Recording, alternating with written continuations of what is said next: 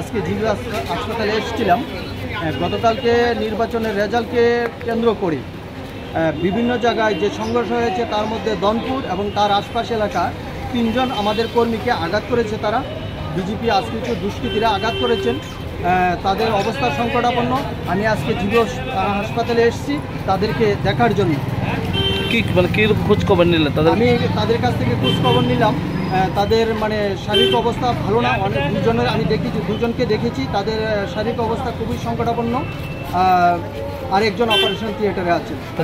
তাদের সাথে জিজ্ঞাসাবাদ করেছে কে বা কারা এই বিষয়ের সাথে যুক্ত? কোনো কিছু তারা সঠিকভাবে যতটুকু আমি কথা বলেছি তারা চিহ্নিত করতে পেরেছেন। তারা সেইভাবে আইনের সহযোগিতা নেবেন, আইন মাফিক কাজ করবেন। তারা নিশ্চয়ই আগামী দিন যদি বাকি থাকে আইনগত প্রক্রিয়া সেটাকেও তারা করবেন। এখন তাদের অবস্থা কীরকম? তাদের অবস্থা তেমন একটা ভালো নয়, সংকটাপন্ন আমি যেটা লক্ষ্য করেছি।